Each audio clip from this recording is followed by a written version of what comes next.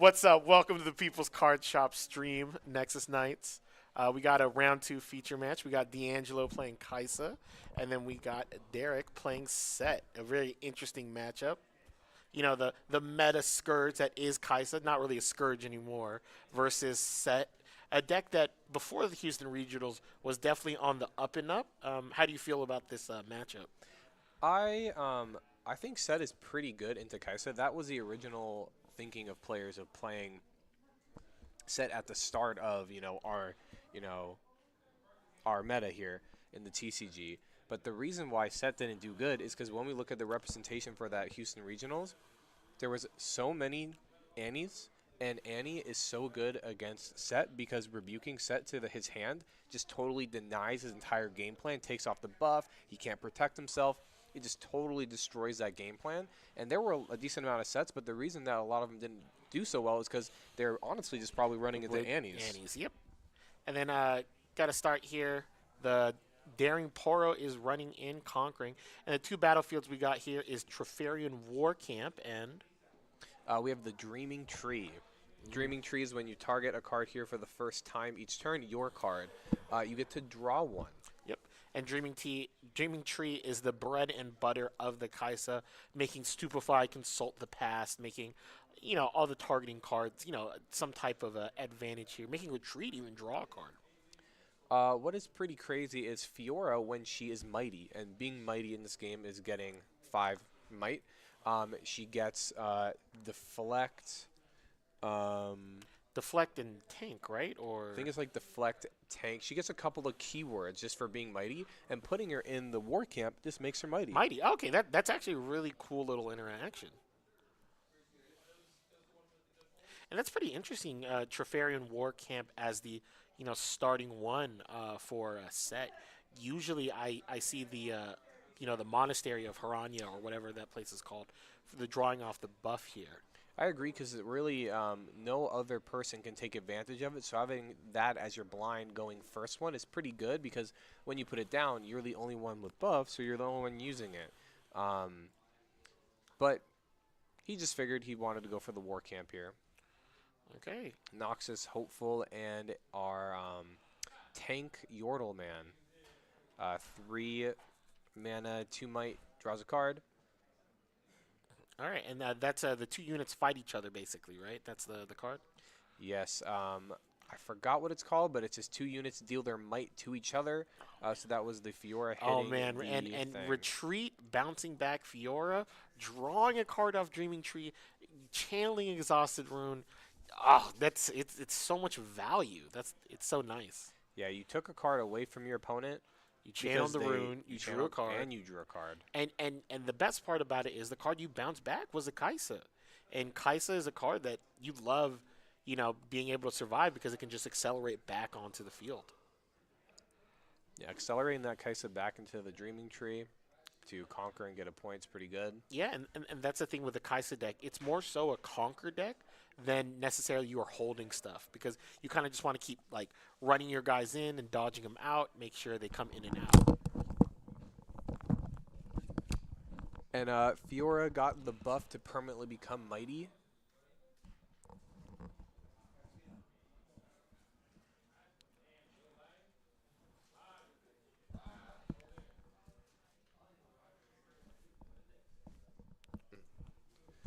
Yeah, that one. And she gets ganking. That's what she gets. She gets ganking. Oh wow, she gets ganking too. That's nuts. Yeah, so we buffed her to make her permanently mighty because she was already mighty at the war camp, and then we moved her over to the Dreaming Tree because she got the ganking off of being mighty. Yeah, I haven't played much versus too much Sett, so. Yeah, that's my favorite thing about like just this game. There's always these like different type of decks that you haven't interacted with just yet because maybe your local area hasn't had them. And I definitely want to say Sett is very far and few between at our locals. A couple of players do play it, but it's not as much as like some of the other decks like Kaisa or Misfortune, other things like that.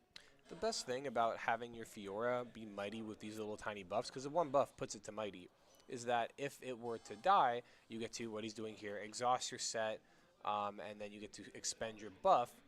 Yep. and put back a rune and save it. You get to recall it to base, which is pretty nice. So instead of losing a character, you lose 1 mana, which I take that trade all day.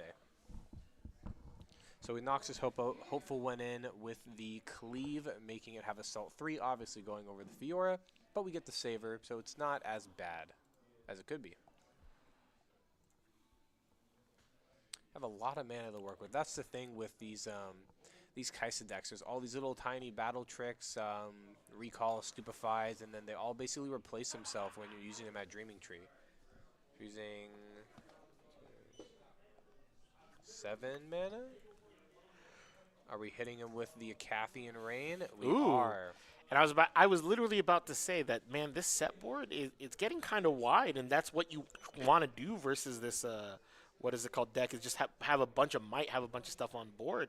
But this Acathian Rain, if it's being played here, it's gonna just knock out a bunch of creatures. It's so unfortunate that Fiora became not mighty anymore because it got deflect. So with the Acathian Rain, it got to take out the Fiora for free without having to put back any runes back into the extra runes from hitting that deflect cost.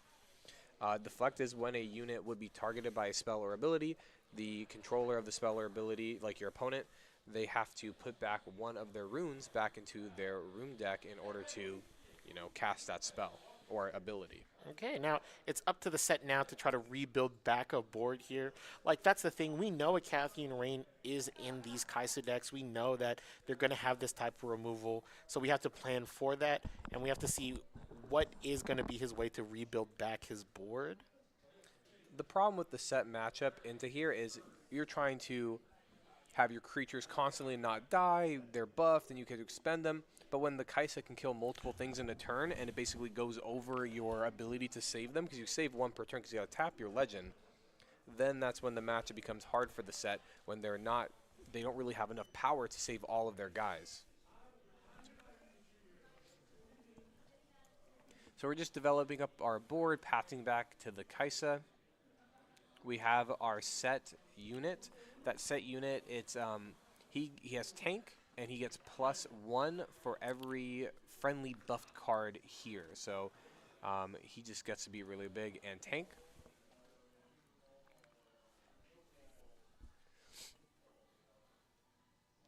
Let's see how the Kaisa responds.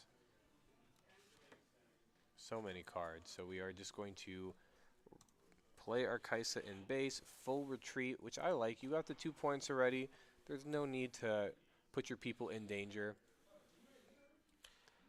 Retreating in Kaisa is basically it's a very skillful thing to do, because the way that you win the game is by pinging stuff with spells and not necessarily all the time through battle. Yeah, so he has open mana up right now, so it definitely could be a Falling Star. It could be a lot of different things. That's actually the coolest thing about Kaisa is open mana could be literally any card. It could be Stupefy. There could be a bunch of other stuff. Oh, but Falling Star is a spell, so actually you can't activate it on your opponent's turn. Still good for your turn, though. Yeah, still good for your turn, yeah. That's the biggest thing about this game is, sometimes you see a spell card, you think you can activate it, but it has to have that action keyword to be used on your opponent's turn or on showdowns. For anyone who didn't know what Kaisa does, is her legend abilities, you can tap her and you get 1 power in order to play a spell. So all of these spells like Acathian Rain and Falling Star and this Ray, Death Ray, that puts you back mana, it's actually not that bad. So he tapped his guy, he used the 1 power pip for the mana. It does 3 damage to a unit at a battlefield. Something to note about these spells like the Death Ray and Void Seeker is they only deal damage to battlefields. So if you pull your unit out of a battlefield in a response to that, it actually does dodge the damage altogether. Yep. So we're stupefying Sett. And then we are going to Void Seeker him down because he is 5 might, so he's going down to 4 might, and then we're going to Void Seeker him. But I think we forgot about the camp. Yep, there you go. You pointed out the camp. The camp gives him +1, so we're actually 6. So we went down to 5 and then went down. So we did ping Sett, but Sett is at 1 life right now, which is a really big misplay, forgetting that the war camp buffs the units by 1. Doesn't even have open mana to stupefy again. Maybe try to sneak that kill in, but So I guess he just has to do it. He already played the card, tapped the mana, so he just basically has to draw one card and waste his Void Seeker. He has to be kicking himself for not remembering that the War Camp does buff the people. and that was a big. Those are two powerful cards being used up for essentially nothing. You know what I mean? He needs to be able to like make these cards valuable because just D'Angelo's monsters individually do not match up well versus Sett's big chunky monsters. It's so hard to beat this set now because the other set, what it does is it can expend the buff and get like +8 might for the turn. +5 might, Plus but it's 5 not might. a quick effect. It's not a quick effect, Yep. but the other set has +1 and tank for every buffed unit unit, with yeah. a buff. Mhm. So right now it's 5, but it's at 6 because of War Camp, so it's at 7 because the other set has a buff. Okay, he So played a it's- Kaisa right now, right? Accelerating it. Oh no, was that already there? Yeah, yeah. Falling Star, Falling Star, getting rid of. double hitting the champion set. So we are going to expend our buff to save our set. This is where it's beautiful that you actually get to your hero power, but now we are a little weak because we have our 6 power tank set. He's very vulnerable.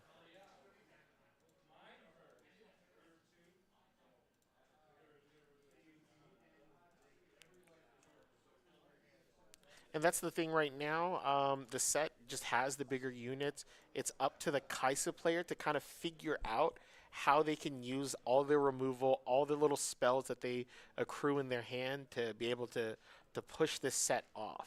That's kind of a random card. That gear that he played, it is you can exhaust it and target a card on the field. It's a 1-mana gear, and it puts it down by 1 might for the turn. It's not a quick effect, but you can just use it every turn to kind of change the might of people to make the battles The battle's a in your little favor. bit better. Yeah. Also, it helps with the math of Treferian War Camp. Man, that Yordle is so good having tanks, saving the Kaisa. We get the Conquer Ooh, draw off the I Kaisa. didn't even realize that. Yeah, saving the Kaisa, drawing a card. But yeah, Yordle's so good. He lecturing Yordle. He's a 2 might tank, but he draws 1 for 3 mana. So you play him down early, but you push him in with your unit so that when you get a little bit over, they don't get to kill the actual bigger one. They And have then to kill the tiny one. A Hidden Blade just on the Nox is hopeful. Hidden Blade normally is kind of like a scary card to use because it gives your opponent cards. But then right here, the Nox is hopeful is like an overstated minion, so he just needs to simplify the board, get rid of it. And that's the thing with sometimes with the, what is it called, the Kaisa deck? Sometimes they don't have monsters. So if you're able to kill a lot of them, maybe they don't draw into it. It's just more spells. I'm surprised he didn't kill the Kaisa with that. Yeah, reasonably, because he got the draw off of the Conquer. He would have saved his set too, because he would have killed the Kaisa, took him off a draw, saved the set. Yeah, and then the Kaisa draws a very huge thing right now. Looks like our Kaisa player is going to kind of build their board a Build little bit. Get a ready. board, knows that, he needs to fight whatever's happening. The Ravenbloom Student is a really good card, just because it's a 2/2 right now, but on his turn, on the next turn, he'll be able to play a couple spells, hopefully get a little bit bigger, push this set out. But let's see what this set will be able to do. I do think that 1 mana left open is for retreat on the Kaisa, because your Kaisa is just going to die. And you got good use of it last turn, but that's probably what that 1 mana is up for, is to be able to retreat that Kaisa when the set comes in right now.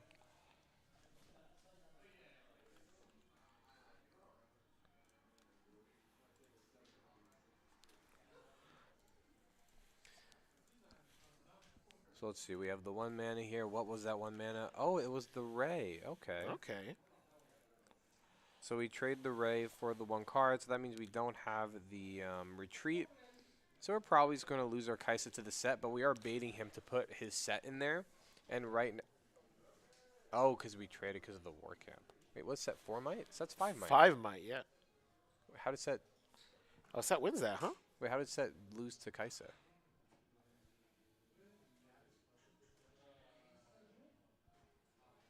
Oh, it's because you're just packing up.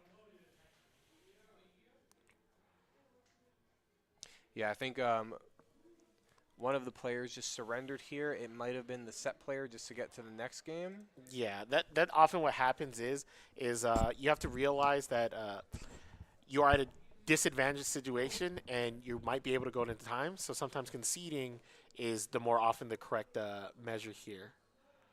But yeah, both players are siding currently. Um, so when you're playing Sett into Kaisa, what do you think some side deck cards would be coming in? I think Divine Judgment is a really good card coming in from the Sett side. What other cards do you think can be coming in? Um, there is a 1 mana orange card where it's a reaction and it your units don't take any spell damage this turn. Oh yeah, that card that card is really good Yeah. versus it. Okay, okay. It literally just counters their entire deck. Imagine Dang. playing a Cathie and Rain, And and just you go. have to target stuff because of deflect, and then right on that one, the Cathie and Rain, you're going to kill something. They just negate it. Yeah, there's a lot of good side deck options for the Sett. So I think not necessarily it's favored, but there's a lot of really good options here. Kaisa, what do you think Kaisa would side for the Sett matchup? Um, you do have the Singularity, which targets 2 cards and deals 6 to them. See, Singularity is really good. I think Singularity would be really good in the matchup because what often happens is the a card will go back to the base because of Sett's effect, and then just having the ability to go Singularity, kill that monster, and getting rid of it completely is a lot because if you saw right there, all the Kaisa needed to do was make sure Sett didn't really have a bunch of creatures in play, and they were able to come back and win. Yeah, because the Sett has a bunch of ways to play. You can play aggressively a Sett where you crash your minions in and then they die and then you save them with your hero power or your legend ability. Or you can try to play on the safer side and make sure that you always have buffs up to protect your people. Because if you are rushing your people in and being more aggressive, you are running into that problem where if your legend is tapped, then you can get Singularity and they can get double pings off and kill 2 units. So it just kind of depends on how the combat works and how the Sett player wants to play. It's really all in the Sett player's control of when he uses his buffs. So I'm hoping that D'Angelo is using Reaver's Row next time. I just like seeing that Battlefield in action. I like watching everything bounce back and forth. But let's see what battlefields they're going to use here. I agree. I think Reaver's Row is really good into Sett too, because when he's trying to do those aggressive plays where he's crashing his Sett, you just bounce your people out and then you just say never mind. Say never mind, and then you basically have Sett yourself. So let's see here. So that's going to be The Grove. Of the God Willows, and what is that other battlefield? I forgot the name. I think it's Targon's Oh, Peak. Targon's Peak. That's the if you hold you untap 2 runes or no? It's when you conquer at the end of the turn, you untap 2 runes. 2 runes. Gotcha. And you do have to declare these triggers unless they don't go off. A really important ruling to know is the arena's greatest. It gives both players a victory point at the start of the game. If you don't declare your victory point, you do not get it. Both players do not get the victory point. You both individually have to declare getting the victory point from Arena's Greatest. In a recent tournament, one of the players did not actually declare the Arena's Greatest point, and they did not get it, and they ended up losing because they did not have that extra point because they thought they did the whole time, and they calculated for it, but they didn't actually say they had it. You just always have to be able to keep your triggers here. But the early game, it's pretty standard here. Both players are just dropping off early units, just trying to get their early points going on here. And what 4-drop could be played? It looks like, it's a Fiora, right? Yep. Yep, playing the Fiora, just trying to hold here. Because honestly, holding at the Grove is so important, just being able to just draw more cards. It is. So we got a Pouting Poro. We got a buff on her? Oh, no, we have that's the I forgot her name, but it's a 2-mana card, and whenever you play a minion, she gets a buff. Yep. The problem right here with the Fiora is Fiora has 4 might, and she's actually not mighty right now, and we don't have mana to do anything. So if we had a Void Seeker, we could have just killed that Fiora. But we decided that we didn't have a Void Seeker, so we pushed in with the Pouty Poro in order to get the other one.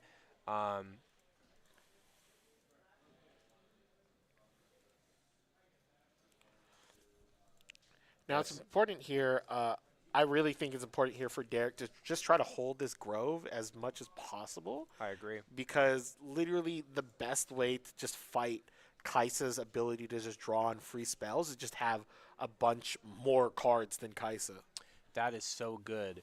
We gave that 2-drop. It gives a minion a buff, and then when Fiora is mighty, she gets ganking, so she's able to gank over and kill the Pouty Poro. At the end phase, we do get the 2 mana up, so let's try to actually use some spells right now, so that next turn we're going to move back, and we're going to pass. Our player did forget that he did ready the 2 runes. He did not declare from the Conqueror. It's not his battlefield, so some players just, there's so many battlefields in the game, just kind of forget sometimes in order to do the triggers, but the Sett player should have all of his runes up right now, because when you conquer there, which he just did with the Fiora, you do get to ready 2 runes on the end phase.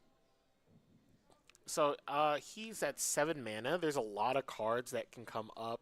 A big one that she should be worried about is the 5-drop Darius. 5-drop Darius plus Cleave can get rid of almost like anything. That's a 10 might swing that can come down. I think it's called Challenge. I did see a challenge in his hand where you get to hit a unit for your might. You attack each other. But you were totally right. The Darius with the Cleave. Would be really, really strong here. All right, it looks like it's going to be Kaisa. Most likely it's going to be a Cleave. So we can challenge. Yep. We're going to do the. Ooh, Call to Arms, baby. Pop a buff. Oh, wait, not even pop a buff. He's just going to pay hard cast it, give a unit plus 3 might for the turn. Yeah. Why even pop a buff when you got the mana? When you got the mana open, keep the buff up.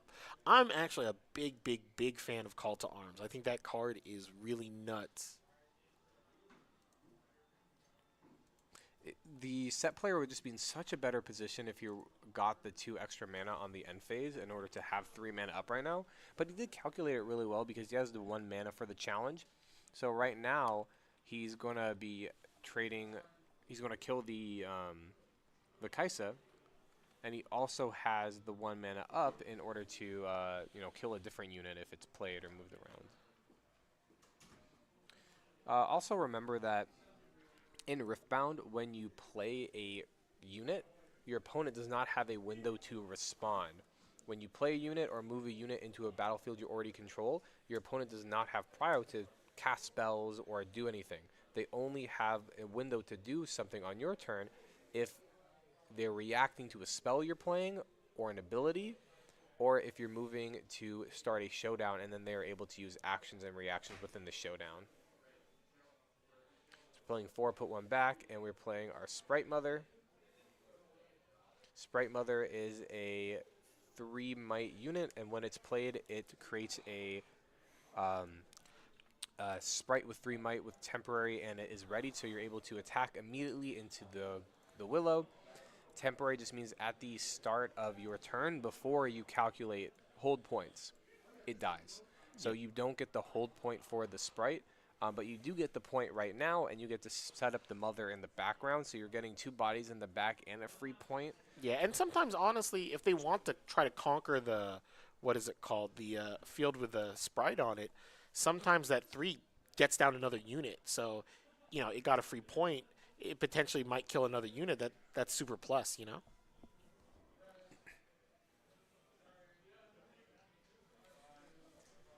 The Sett player is in the driver's seat, and I do think it's because there hasn't been that many ping spells out of the Kaisa. We just haven't drawn them. Yeah, because the last game was really decided by the Acathian Rain. Him activating it and just thinning down the board super small. It was a lot here. But then D'Angelo just not having removal spells or a lot of the tricky cards that, Kaisa relies on. The ganking Fiora. Fiora is crazy. One Dang, buff. dude, Fiora has literally been nuts both of these Yeah. games. I need to look at that because honestly, the Trefarian Warcamp Fiora little combo, it's pretty nutty. Getting 1 buff on her, making her mighty for basically forever until that buff is gone, is crazy because she has deflect, shield, and gank.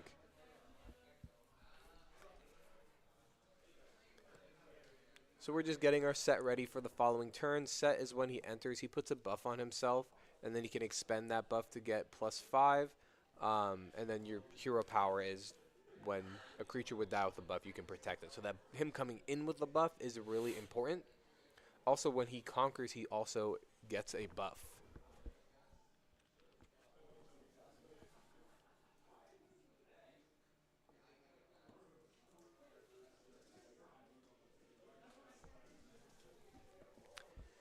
Yeah, Sett is when he's played, and when he conquers, he gets a buff, and he can expend that to get +4 might this turn. It's 4. And he's 5 himself, so we can go up to 9.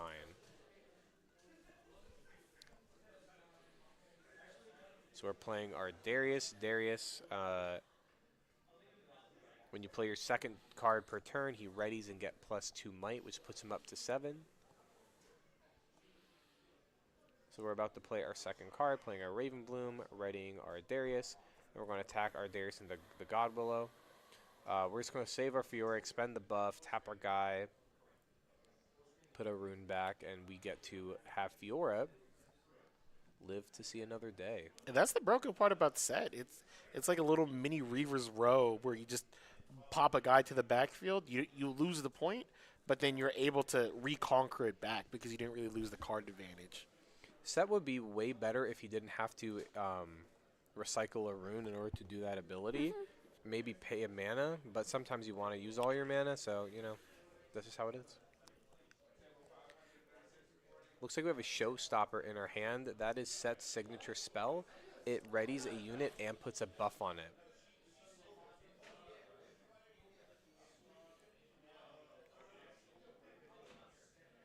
So we can go to attack into the Darius with our Sett. And then if Sett dies for some reason, we get to recall it to base. But then we can also just Showstopper and ready it again.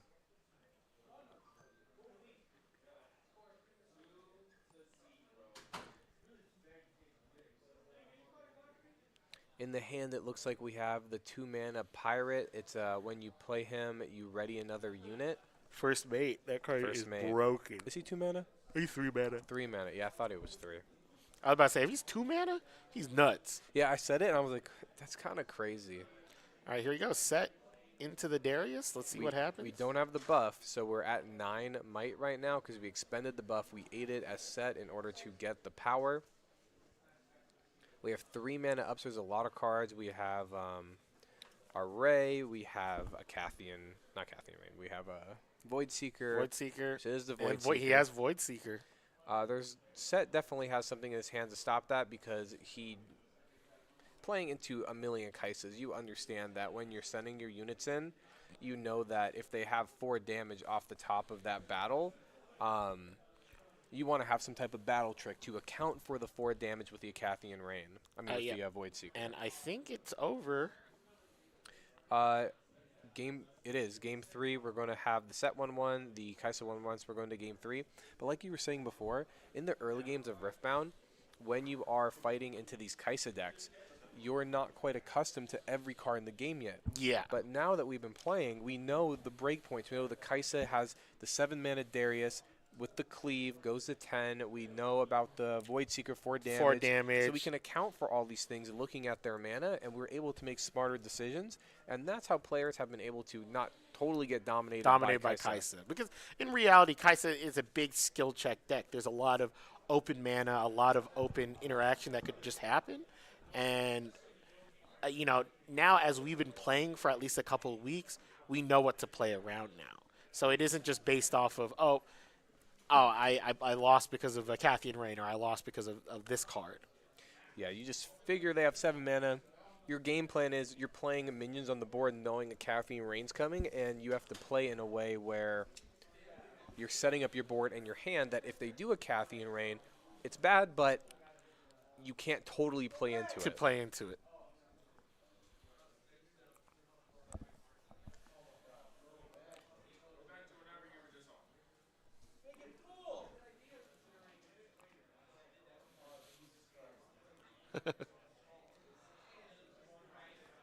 So we're deciding here.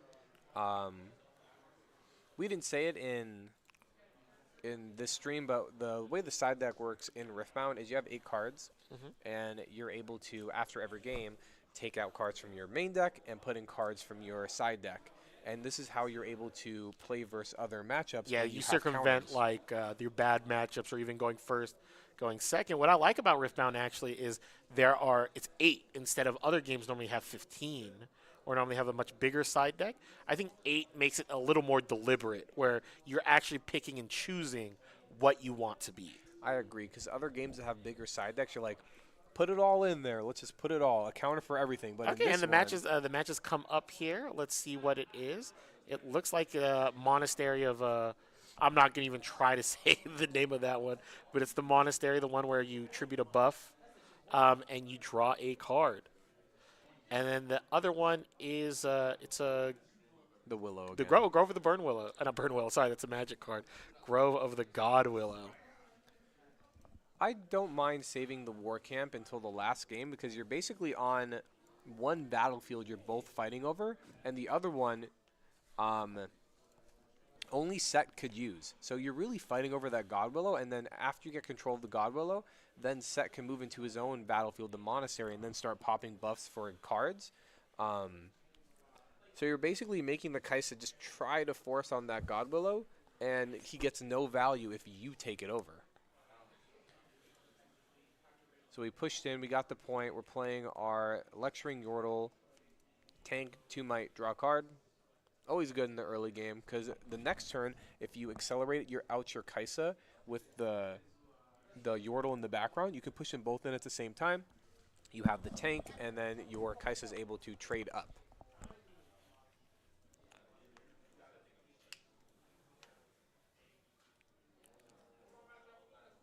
We're setting up our set in the background, going for our point here. We're going to use a showstopper in order to put a buff on our set and ready him, and then we're going to tack into the bottom one. Just like we talked about, Sett controlling the God Willow is the game right here.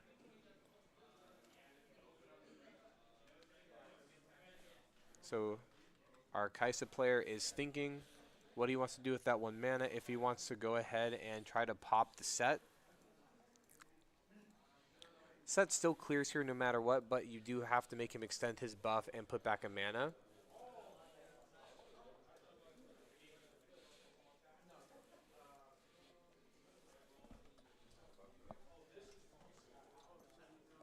Let's see what our Kaisa player is going to do. This is our time to shine as Kaisa. There is no mana on the side of the Sett. This is your time to kind of take over and try to win.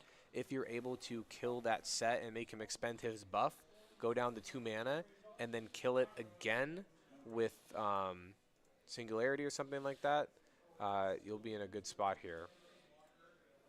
Or Falling Star. Let's see what we're doing. Using 1 mana, Stupefy. Just to draw the card, trying to see something. He has 5 mana or 6 mana open? He has 5 mana left. I think he had 6. Let's see. 1, Okay. 2, 3, 4. So it's 5 mana left.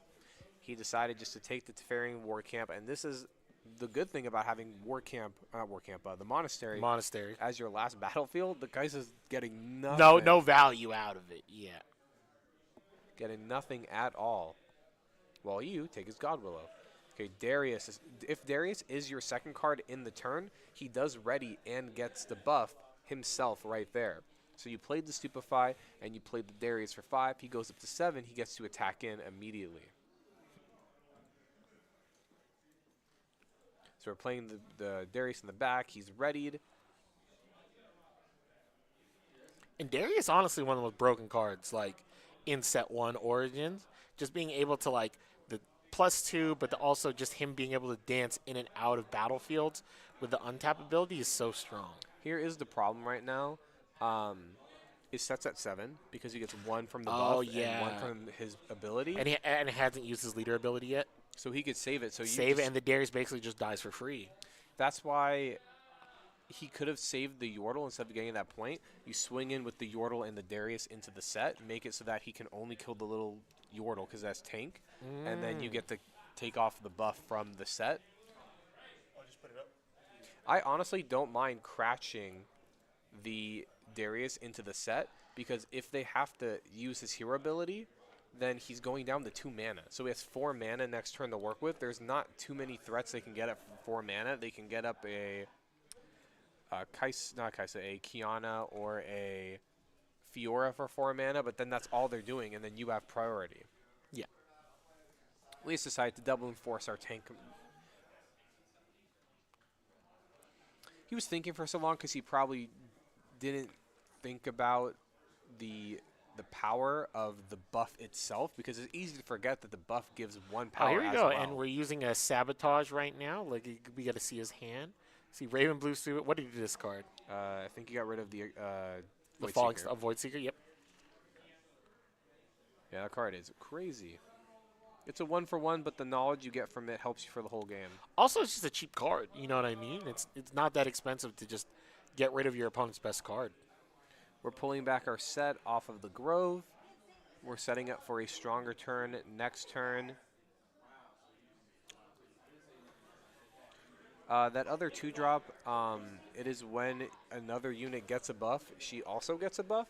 So by doing that, you're really buffing that set, because what set, one of the set does that he has on the field right now is he gets +1 might for every unit that has a buff. Kaisa's pulling back the Darius, pulling back the Yordle. We got the hold. I do like the strategic retreat from both players. They got their hold point. They're backing out. They don't want to risk their units getting, knocked down too early right here.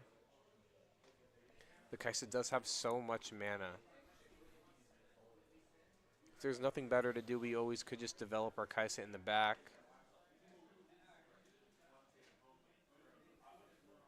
We're looking at 3-mana play, maybe another Yordle. I think that's fine. Yep, the Yordle will draw a card. See what we're getting up there. We have 4 mana left to work with. 2 for Kaisa, or double 2-drops. I think the strongest play would be Noxus Double Noxus Hopeful. Yeah, I was about to say. Wow, that is a crazy, crazy That is a turn. lot of might on board for a 4-mana swing. Having the double Noxus Hopeful, wow. We just went from no might on board to that was so much. Yeah. And the thing about it is D'Angelo still has cards in hand. So if these cards aren't creatures and they're all spells, I feel like D'Angelo is going to just run away with this game. I think pulling back there for the Kaisa player and using all your mana or to build your back row is really good, because now you have reaction spells on your turn in order to ping stuff off. The Sett player right here, he's scared to advance, because not only does the Kaisa player have Kaisa to accelerate in as well, so it's he's going to have a full turn of open mana plus all these units that are just turn of open powerful. mana. So it's a really rough spot for the Sett of if he wants to advance. This is why the Kaisa deck is so strong. It's because it gets access to so many little smaller bodies like the Noxus Hopeful. And the Ravenbloom student, which actually get up to really good amount of power. But then it has all of the damage spells. So its ability to remove and fight is very good. Some decks that are similar to Kaisa in other games, they either have one or the other. They have the early game presence or they have the removal spells. This one has both. Yeah. Kaisa can play like a really aggro game at first, but also can kind of play like this controlled tempo-y game whenever it wants to. And that's a sign of a really good deck, is just the versatility of it all. That was a cool play. He attacked in with his 2-drop, I always forget the name, but he expended the buff at the monastery to draw, and then he readied it and gave it another buff and pulled it back in order to save his unit, because we know he has another of the, what's the pirate called? First mate. He has another first mate in his hand, so he has to do something with these first mates. So he's using it to go in, draw a card, spend the buff, pull it back, just to develop his board a bit. Not use that, lose the unit for free. We're going in with our 1 tank Yordle. Our other tank Yordle will get 2 points. Losing the tank Yordles isn't really that big of a problem. The lecturing Yordle, he's just like an early game card to draw and then helps you fight in battles by having tank. Setting up Kaisa in the back row.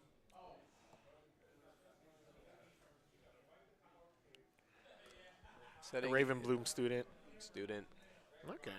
So he's probably going to leave some mana open just because he does have the Raven Bloom student. Yeah, if he's going to use more mana now, I think it would have been better to put the Raven Bloom in the back and put the Noxus Hopeful in the field. So he has 1 mana up for 1 spell. So the Raven Bloom will go up to 3. Yeah, and it's probably just like a Stupefy, right? Or it could be The is it called Disintegration Ray? yeah, Disintegration Ray. Ravenbloom Student has been one of my favorite cards to play. I think it's just such a strong. It's a 2/2 that just That gets has really crazy upside out of nowhere. Like Stupefy, Raven Bloom student is crazy good. big. In blue decks, it's like you're doing what you want to do anyway. And in the early game, these Spell Slinger decks, they normally don't have the tempo from the minions. But like you said, having a Stupefy with the Ravenbloom Student goes up. It's a 2-might swing. They have their little pour. You go in with your Ravenbloom, you Stupefy them. They're down up 1, you're up 1, and you draw a card. So in the Spellslinger deck, having the ability to actually have an early game unit that gets that big to fight those early to mid game battles really helps you on controlling the board. Whereas passing back and forth, I think the Kaisa player is winning this passing back and forth game Yeah, here. the Kaisa player is literally just daring the Sett player, hey, try to conquer a battlefield, try to conquer a battlefield. And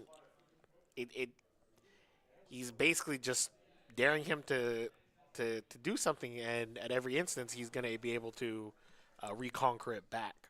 Because those 2 Noxus hopefuls, they're just there. They're just chilling, waiting. Kaisa's trying to bait him into the battlefield so that he could use his spells. He probably does not have an Acathian Rain right now because he would have used it after the development. He did 2 turns of development, which is pretty good. And then you can go for the Acathian Rain on the 3rd turn if you have it to try to get rid of his board. We're going to use the challenge to take out the Kaisa. With the Sett. Yeah, because what the Sett's trying to do right now is kind of just clear up the board as much as possible, because when it gets all gunked up like this, it usually favors the Kaisa deck. All right, there's a Kiana coming out. Kiana is such a strong unit, and we saw it so much in the early days of this game of Master Yi, like just playing with this Kaisa, or the Kiana. 4 mana, 4-might Deflector. And when it conquers, you get to choose one. You get to draw a card, or you get to channel a rune. Both Yeah, the really versatility of that is so strong. More often than not, Master Yi's want to just channel the rune, trying to get it up. But late game, it's a powerful card, just draws a card. Within the Sett deck, I actually really like Fiora a lot. I think it's a lot stronger unit than the Kaisa if it gets one singular buff. Yeah. But on average, not having a buff, the Kiana is just neutrally stronger. But the upside to Fiora is crazy, giving a ganking like that. Ganking and deflect. Yeah, ganking is a crazy effect that's not on a lot of monsters. Except if you're Misfortune, then you can give it to anything.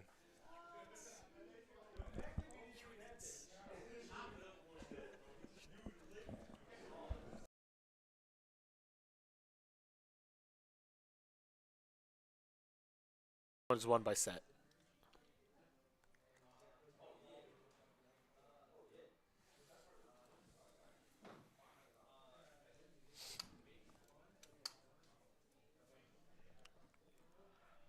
Yep, this Sett being at 5 points right now, it's still far away from just trying to win this game. It's been a slow grind. Both players retreating. I think they both retreated pretty well in order to build up their boards. I really have not been able to see what the Kaisa has in their hand at all. I know the Sett still has a couple of minions, so not too many reactionary things. We're moving in with the Ravenbloom and the Noxus Hopeful into our Sett location. Knocking out the Noxus Hopeful. We're just going to recall our Sett, spend our thing. And that's the cool part. Again, that's the cool part about the Sett deck is it just has the ability to ram its units in and then come back in. Okay, here's a Thousand Tail Watcher coming in right here. We're just watching just for the point. So our deck, we are at, is that 6 points? Thousand Tail Watcher is 7 mana, 1 power, but you can accelerate it. So you can use an extra mana and extra power, and it gets to move immediately. But the good thing about the Watcher is when it is played, it gives everything on the board a -3 might until the end of the turn. So we played our Watcher in order to clear the battlefield and then accelerated it into the other.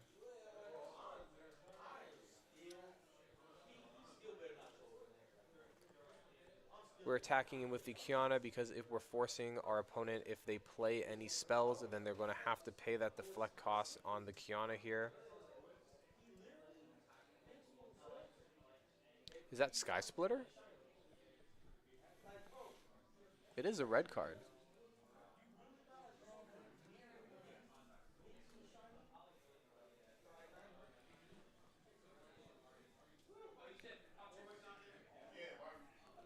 So we are able to use the 1 mana spell in order to make sure that our units don't take any spell damage this turn to protect our Kiana. So not only did they have to pay the cost of the deflect, but it didn't even do anything. Okay, so we're just having a handshake here. The looks like the Kaisa got it, right?